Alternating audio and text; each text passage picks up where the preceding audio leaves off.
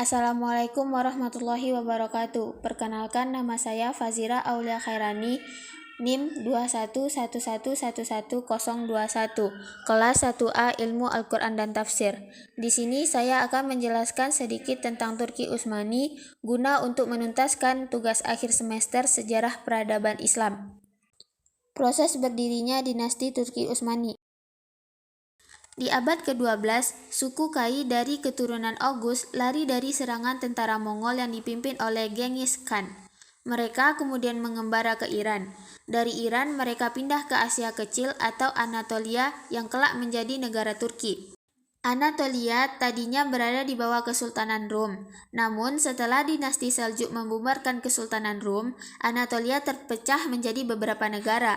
Salah satu anggota suku Kai yang pindah ke Anatolia adalah Utsman, putra dari Sulaiman dan cucu Ertogul.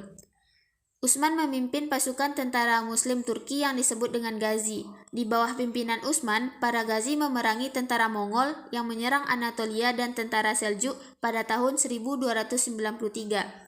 Atas jasanya, Utsman dijadikan penguasa di wilayah Iskishar dekat Bursa oleh Sultan Alauddin, pemimpin Seljuk. Seljuk terus berperang dengan Mongol dan akhirnya melemah. Tak lama setelah dinasti Seljuk bubar, Utsman memimpin kerajaan Islam yang kuat. Kemunculan Utsman dan tentaranya menarik bagi banyak orang di kawasan Timur Tengah. Mereka adalah keluarga dan suku yang berpindah-pindah dan tidak punya pekerjaan. Mereka kemudian mengikuti Utsman untuk penghidupan tetap yang lebih baik. Mereka masuk Islam dan membantu Utsman memperluas wilayahnya. Utsman berperang melawan tentara Bizantium yang berpusat di Konstantinopel yang kini menjadi Istanbul. Bizantium adalah kekaisaran Kristen yang meneruskan kekaisaran Romawi. Pada tahun 1300, Utsman menguasai Anatolia setelah berkali-kali mengalahkan Bizantium. Utsman dan bangsanya semakin berkembang seiring dengan melemahnya kekaisaran Bizantium.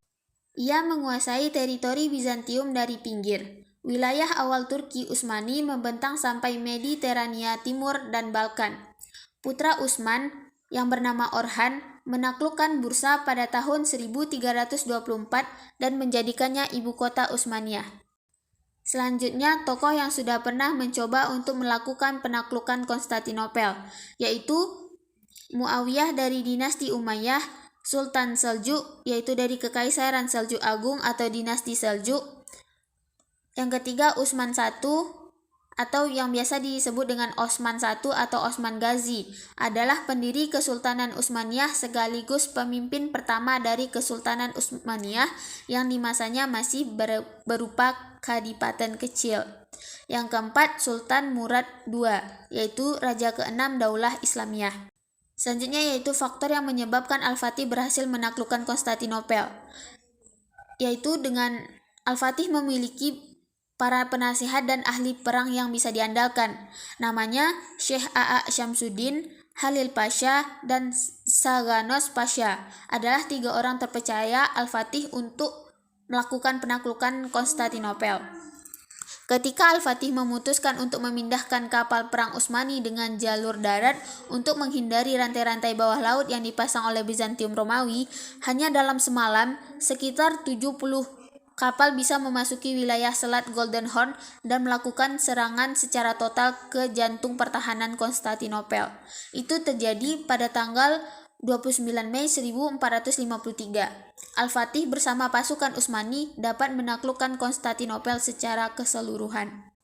Selanjutnya yaitu dinasti Turki Utsmani mengalami kemunduran secara berangsur-angsur, dan apa kaitannya dengan Perang Dunia I?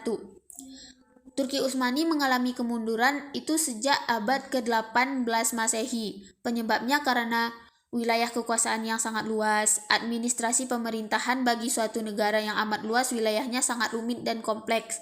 Sementara administrasi pemerintahan kerajaan Utsmani tidak beres.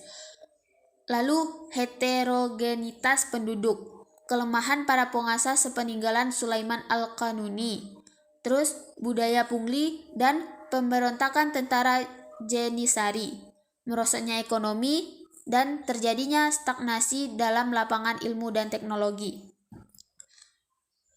Kaitannya dengan Perang Dunia I yaitu Perang Dunia I ini merupakan faktor lain dari keruntuhan dinasti Utsmani, karena pada perang melawan Rusia, Rusia berhasil memperoleh kemenangan dan Turki Utsmani dipaksa untuk menandatangani perjanjian Kainarca pada tahun 1774. Akibat dari kekalahan tersebut, wibawa Turki Utsmani di dunia internasional menjadi berkurang. Selanjutnya yaitu apa yang dilakukan oleh Al-Fatih ketika berhasil menaklukkan Konstantinopel. Yang pertama, mengganti nama kota menjadi Istanbul yang berarti kota Islam. Yang kedua, menyebarluaskan agama Islam ke seluruh Konstantinopel dan wilayah Eropa. Yang ketiga, mengubah gereja Hagia Sophia untuk dialihfungsikan menjadi masjid. Yang keempat, menggunakan uang pribadi untuk menembus tawanan perang. Yang kelima, sikap beliau yang tidak menindas kaum Nasrani. Yang keenam, memberi kebebasan untuk tetap memeluk agama mereka sebelumnya. Yang terakhir yaitu pendapat saya mengenai sosok Mustafa Kemal Atatürk. Bagaimana? Setujukah saya dengan kebijakan yang diambil? Tentu saja tidak, karena pengaruh sekularisme Mustafa Kemal berdampak negatif dalam perkembangan Turki modern terhadap umat Islam. Hal ini dapat dilihat dari terbatasnya ruang gerak umat Islam di negara Turki.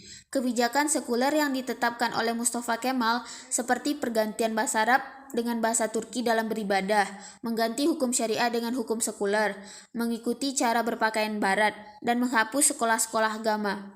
Hal tersebut terus berlanjut meskipun Mustafa Kemal telah meninggal. Namun, dalam perkembangannya perlahan-lahan umat Islam mulai mendapat toleransi dan menjalankan praktek keagamaan kembali. Baiklah, sekian penjelasan saya tentang Turki Utsmani. Wassalamualaikum warahmatullahi wabarakatuh.